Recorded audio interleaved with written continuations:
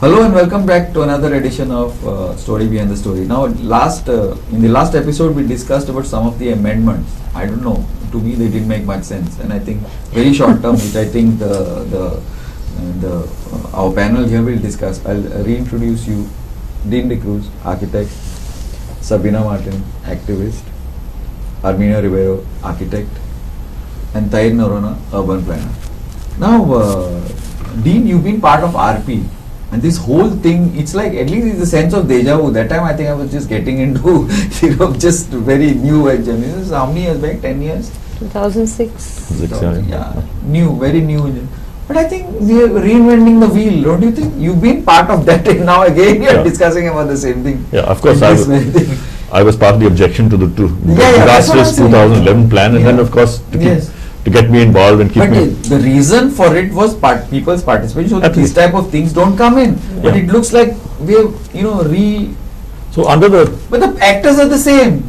The political actors are the same. They have not changed except one. But the rest, all the actors are the same. So under the 73rd and 74th Amendment, power of spatial planning is given now to the villages and the municipalities. Right. But we have not taken advantage of that thing. The town planning department virtually becomes defunct. It is meant to just collect data and present it to the people. Theoretically. Theoretically, yeah. Okay. And practically also it's very possible. We'd have to build a capacity for each village to actually do that planning process, and we had adequate time to do that. But of course, political forces do not want that because they lose their power on the bar. The power goes down to the base. But that is essentially what is needed in any developed society. Now, what is happening today is really where the government is bending backwards, to cater for each individual thing. If you look at, we talked about road width in the previous episode, which is in the building bylaws, they changed one little bylaw before Rahejas, for example, in Karmana, where they didn't have a 6-meter road. They made it 3 meters up to 75 meters length, which almost physically is meant for Rahejas. Now they're willing to bend their backwards just for one. But this, sorry to interrupt you, Dean, but this is exactly what GBA was fighting in 2006, because they were doing piecemeal, red. See, they have started doing the same thing, but saying like, okay, somebody's made a mistake or some sort of pen slip must have been partying too hard the previous night, so we had to recorrect it. So it's the same thing, right? What is from last time? No. No, in fact, now when we protested against the 2011 plan, but what is happening now is it's 10 times worse. Worse. Wow. Absolutely 10 times worse. Because now everything is open. We may not as well have a regional plan the way it is going. So it's really sad to say. For example, they say build in paddy fields, except for low-lying paddy fields. Now, who is going to define what is low-lying?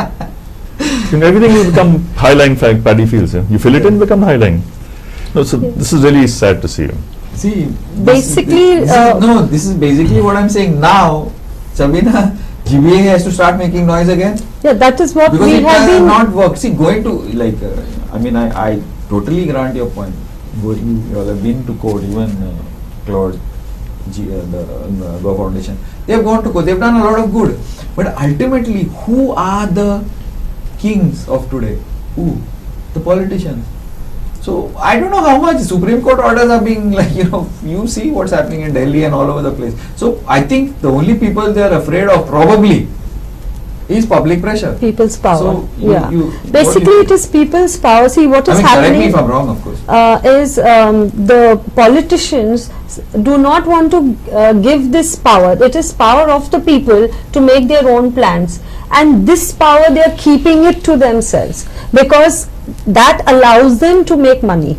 Okay, I'm being very blunt. Every single person who approaches, they ask them how much you're going to give, and people have been talking openly. But if somebody is giving you, like say for example, a salary of 1 lakh or 2 lakhs a month, why would you give it up?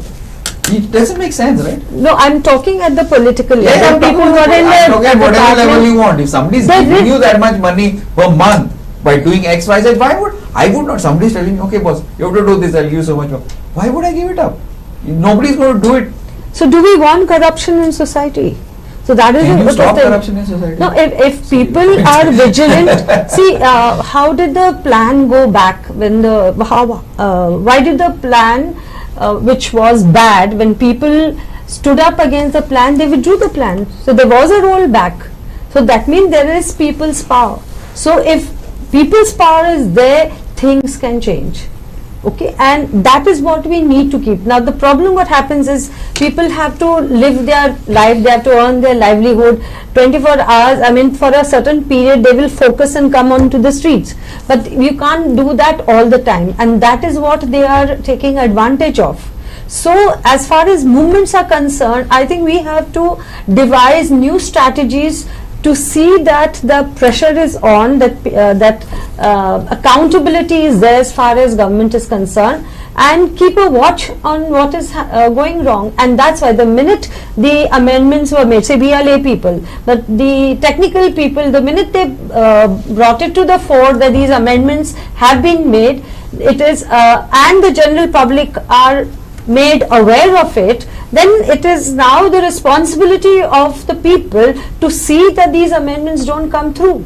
So that is all, that is what is going to work. Okay, I don't know. We'll have to see. I mean, you've been involved in a lot of things. I think Kala Academy also you were involved in, That's and right. lots of these things. Now, tell me one thing. If pressure is not put on anybody, things work. No, I think that that if you have a committed, sincere leader, yeah, the pressure is not necessary. Yeah. Fair enough. Good point. Yeah. The thing is that if I see the actions that are happening over here, then I think that pressure is really, really extremely necessary. We have to be out on the roads, not in the courts anymore, and it is absolutely necessary. I feel that as members of the society, and for people who have lived in Goa for a long time, there is a certain attachment and a certain bond to what we have been used to, and we'd like to see it continue. But change can be expected. It has always got to be change for the better, not a change for the worse. So when you expressed your concern that things are going to change, inevitable, yes, I say yes, change is inevitable. There could be an increase in densities, there could be increase in a number of things, yeah. But at every stage of the change, there have to be checks and balances, and I think that the responsibility of the GBA, of the public at large, is to set up these checks and balances, yeah. Actually, I agree with that. That is my point. Because see, I mean, suppose, like, my point maybe it didn't get. Suppose if you're getting something free and there is no check, I mean, why will you stop it? You're not going to stop it. Somebody, like how 2011 and all this, so much of, it happened. So much of pressure was put. Literally, the governments changed. And only then thing happened. Yeah. But now, with time, that if that pressure is not there, things are obviously not going to, the checks, that check is not there. No, suppose if, like suppose you can get away with literally with murder, you're going But to, the Goans are going to pay a price. You see the floods that are taking place, like Uttarakhand, if you build in no development zones, how all those building came crashing down. Now all that, who's going to suffer? Now you just see in the rains what's going to happen in Panjab. that I think Tahir can talk better. Yes. No, So- wait, before you get into that, I'm talking about more about the building regulations. See, parking Yes. is an issue. Yeah. Second thing is this piecemeal cutting Yes. in and out. All these small. See, I know you all are speaking about paddy fields. Absolutely respect. But Goa is never going to produce enough food for us. What he's going to do is building that, he's going to destroy the rest of the state. Yes. Forget about the food. I'm talking about that. Correct. From there. Because see, Goa has a USP, whether you like it or not. And we are living in Goa out of choice, not because we need to. All of us, I think, we're living out of choice. So why would we want to live in a place where we literally you get into from one building to another and then to a ghetto, which is there like in most places. So my point to you, especially as a urban planner, Glenn, you Is make this- such a valid point. When we say that these are orchards, our slopy lands and our natural cover and our fields are our eco-sensitive zones, Correct. the core intention of them is not agriculture, but rather to protect our settlement zones from climate stresses. absolutely, Yeah, absolutely. the way Amsa Morod and Kharzan absorb the rainwaters that we get so much of rain in the monsoon, and these natural features protect our settlement land from major stresses. Every time they get encroached in, You see, ever since Pato is when Panjim has started to face Right. the disastrous floods. Absolutely. Everybody Absolutely. knows that. Correct. What was Pato before? Pato was a Manas and a Khazan. It is basically as soon as these eco-sensitive zones get degraded, it causes a loss to private property and investment, which is why as a planner this troubles me so much. We have earmarked settlement zones inside settlement ribbons on the basis that these areas are areas where you can develop, and what we can debate about is maybe increasing FAR in some of the areas where infrastructure and landform support it. What these regulations do is that they provide a backdoor entry into the eco-sensitive zones for development, which goes against all concepts of science. And if I can go a little further, I'll say it's also very nefarious, because now settlement land in Goa is expensive. In Asagao, I saw recently 40,000 rupees a square meter to get settlement land. Now, builders are all looking at short-term profits, not long-term profits. They don't want to purchase at 40,000 and build, knowing that 20 to 25% will not get sold in the immediate future. So what they're doing, they're buying agricultural land for a song, then paying some amount of that 40,000 per square meter as a bribe to people, possibly in the assembly, going all the way up there, to change the law so that they can build in that land and get their quick profits. And the problem is that this is never going to benefit the Goan. This is never going to benefit the Goan. You need to have solid Absolutely. financial and political pull to be able to orchestrate amendments like this. More important, let me interrupt. More important, most of these people will not probably take money from Goa. Goa will talk, no? Yeah. He'll sit in the closest restaurant. This guy took this guy took that. Somebody from outside. Like for example, you try and get a ration card. See how tough it is. Yeah, I'll give you an example that I spoke about. In Para, we did an analysis of a field that was in the RP field. It was converted in the ODP for the Para ODP. It was sold at 2,000 rupees a square meter. That same land is being sold at 60,000 rupees a square meter. Paras become Para, 60,000. 60,000 rupees a square meter. It touches lovely other fields over there. So now 60,000. So 30 times the profit, 300, 30,000. 30,000, 30 times the profit you can make over there. You can't, in the casino you can't even make that much money. Casino, you can't make profit. Yeah. It's So, only the casino. so obviously when there's large amounts of money that's rolling around, I think corruption. Corruption, see, I'm not into this corruption is a different debate. We can sit and come here and talk about corruption. Most welcome. Anybody wants to do that, we'll discuss corruption. But my point here is basically to Goans. Yeah. My point is that why are people coming and willing to pay this type of amounts? Buyers are there from outside. No, not because also. buyers are there. No. Why will buyers come to Goa if it's a concrete jungle? Why? That's true. People are coming to Goa for its USP, for the place, for what it is like. But that And is I what don't know, is I don't fine. see, lots of us think that Goans are very friendly. They are not, from what I've seen. They can be pretty in your face. You just roam around, Sabina, even you roam around with an MH vehicle, you will see how a Goan behaves with you.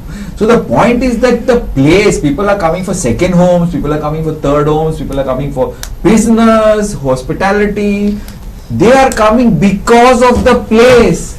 And we are destroying that very place, is my point. Yeah. I agree, and Totally in fact, Glenn, what you're saying also when we talk about allowing construction in the eco-sensitive zones, It's stupidity of the highest if order. that Para plot which sold for 60,000 starts to flood because there's no place to capture the Going rainwater, to flood because that's the catchment area. Yeah. In Parasi, I'm from there. The whole village is it's the fields are the catchment area. Otherwise, the water will come into your house. and all the value is lost. Gone. That's my point. See, Dean, you are the technical person. You've been seeing this as a technical person right from 2006 to now. Is that why do these people from Delhi, Bombay, why do they come to Goa? Why? Because of Goa. So is this the way this is going to happen? Now, for example, in Panjim, like Margao property prices have gone down. Nobody wants to do business in Margao because there's no parking. If that happens in Panjim, what's going to happen? Don't you think? As a technical person, forget Okay, we're about destroying the goose that lays the golden egg for yeah, sure. it's been killing it, don't you think? So a lot of people also think that 2021 plan is only valid till 2021. But it's a longer process. You can go up to 2031 if necessary. There's enough settlement area. It's only the question of the pricing of it. Pricing. It's basically supply and demand. Correct. And as I said, it's all speculative development that's coming in. if you look at the population, all the regional plan is based on a certain So, density of yes, population, yes. which caters enough for the growing population. And for X number of people Yeah, who come in. absolutely. Yeah, but, But- I don't know. Yes, please, Dean. Yeah, so basically, if you're going to allow speculative development, it's going to be crazy. When Charles and myself are preparing and Edgar is preparing the regional plan, we're tearing our hair out. How do we actually stop this money that's coming in from all directions?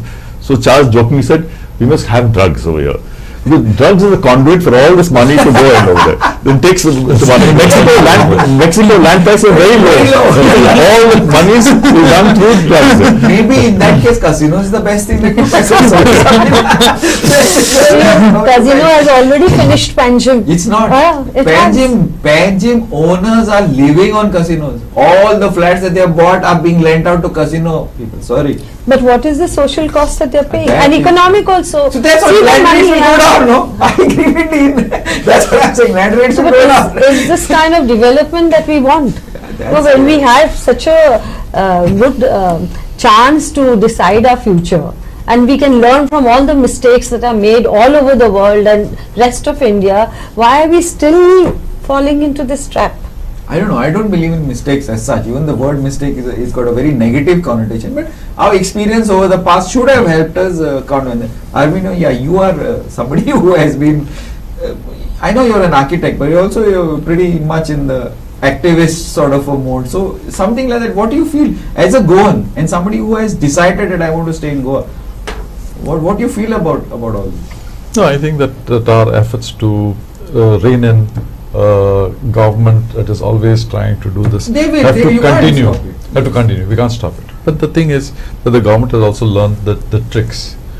So every 15 days or every 1 month or every 2 months they put out a new amendment, pull out the amendment, but it becomes a harassment of the public. True. It spikes speculative decisions, which means that if you own agricultural land, you want to buy your co-owner's share because you want to continue agriculture. The co-owner is next telling you that he has to sell it to you for 40,000 because that's the price you will get in open market. All right. So the basic thing is that this whole what you would say whole structure or the system in which our economy grows is being disrupted because of this the silliness of these departments. They just look at a very small picture and they miss out a much larger picture. Yes. And it's not going to be long before we suddenly discover that it's not going to be long before we discover that we have already got ourselves into a mess, and to unwind from that is going to be It's very going to be difficult. we are at this present moment, the way these amendments are being, and the worst part is that I would, if we go out in the market,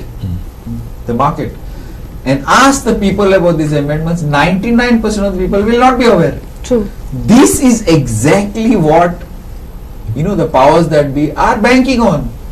And if I can come in here, Yes, so you have, what because you're the last segment of the last. what really annoys us is that for the government, they introduced 17 of them. It took people like Sabina a whole month to generate enough people to come and get out the town planning ministers and the staff, and they pulled them back. Now, for the government, they just had to copy paste 11 of them and put it out again. Exactly. And again, now, whole month, Sabina, Dean, all of these activists and people are running pillar to post to inform people that, they have come back.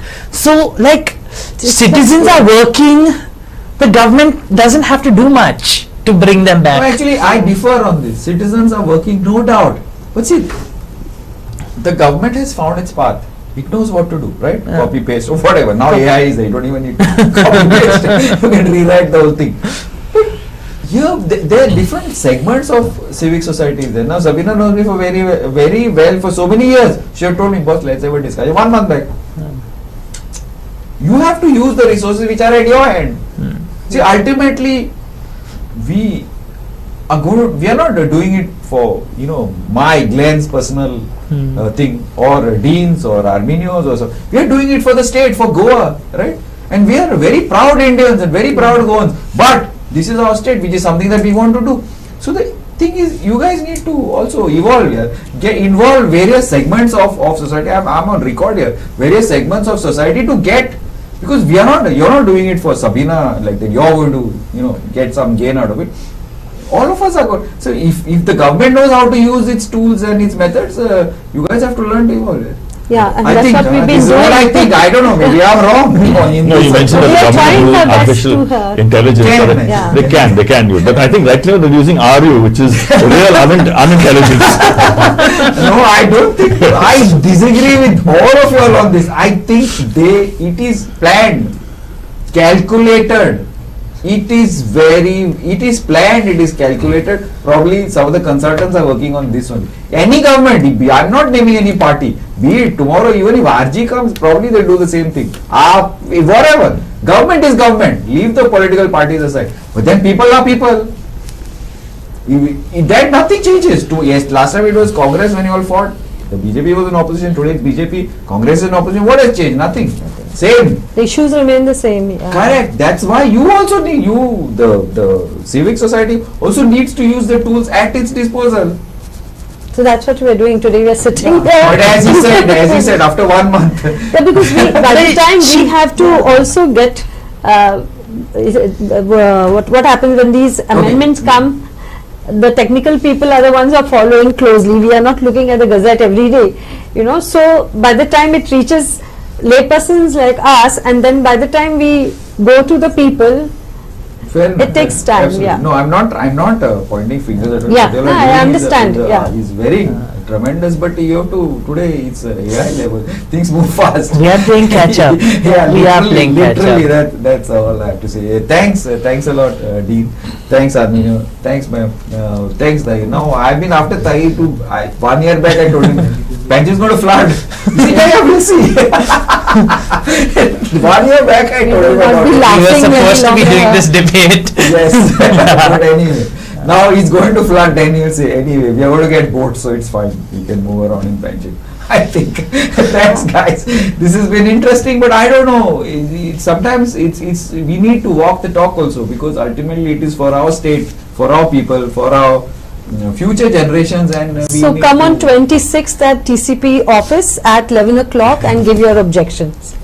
Sabina has a letter, you can just read it and sign it. Yes. That's something I can't take. I'm sorry. Yeah. Thanks, and keep watching Goa 365.